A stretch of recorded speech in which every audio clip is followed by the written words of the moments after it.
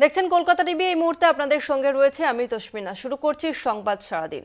রাজ্যে কেন্দ্রীয় স্বরাষ্ট্রমন্ত্রী অমিত শাহ সীমা সুরক্ষা বলের ৬১তম প্রতিষ্ঠা দিবসে থাকবেন তিনি, এমনটাই সূত্রের খবর। শিলিগুড়িতে উপস্থিত থাকবেন শাহ। বাগডোগরা বিমানবন্দরে স্বাগত জানাতে ছিলেন সুকান্ত মজুমদার।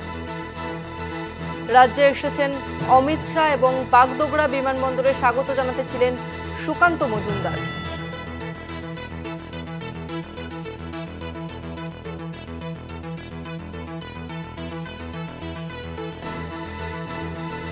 রাজ্যে এসেছেন কেন্দ্রীয় স্বরাষ্ট্রমন্ত্রী অমিত শাহ। বঙ্গ সফরে কেন্দ্রীয় স্বরাষ্ট্রমন্ত্রী অমিত শাহ।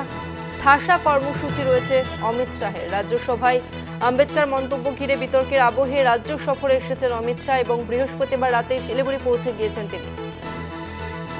এই মুহূর্তে আমাদের সঙ্গে ফোন লাইনে রয়েছে প্রতিনিধি দেবাশিস সেনগুপ্ত। দেবাশিস, ঠিক কি কি কর্মসূচি রয়েছে আজ অমিত শাহ?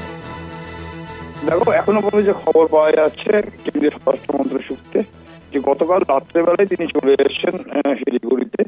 বাগডোগরা বিমানবন্দরে নেমে তিনি আজকে তিনি সীমা সুরক্ষা, সশস্ত্র সীমা সুরক্ষা বলে ৬১তম প্রতিষ্ঠা দিবস উপলক্ষে শিলিগুড়ির রানীডাঙ্গাতে যে অনুষ্ঠান হবে, অর্থাৎ তাদের যে হেডকোয়ার্টার এই সীমা সশস্ত্র সীমা সুরক্ষা বলে, সেই হেডকোয়ার্টারে তাদের যে রানীডাঙ্গার মাঠে সেখানে প্যারেড অনুষ্ঠান হবে। ৬১তম প্রতিষ্ঠা দিবস হবে, সেখানে তিনি উপস্থিত থাকবেন এবং এই সীমা সুরক্ষা তাদের সঙ্গে তিনি বৈঠক করবেন, এমনটাই কিন্তু জানা যাচ্ছে।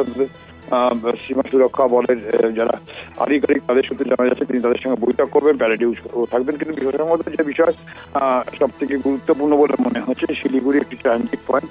সেখানে দাঁড়িয়ে কেন্দ্রীয় স্বরাষ্ট্রমন্ত্রীর আসা, যখন বাংলাদেশে যে পরিস্থিতি চলছে সে সময় দাঁড়িয়ে এই ট্রানজিট পয়েন্ট বলা যেতে পারে যে বর্ডার অঞ্চল, সেই অঞ্চলে দাঁড়িয়ে শিলিগুড়িতে অনুষ্ঠানে আসা যথেষ্ট কিন্তু তাৎপর্যপূর্ণ বলে মনে করছে ওয়াকিব বর্মন।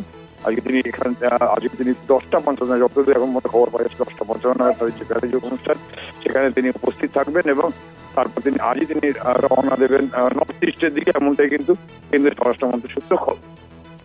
ধন্যবাদ তোমাকে দেবাশিস। আমরা কথা বললাম প্রতিনিধি দেবাশিস সেনগুপ্তের সঙ্গে।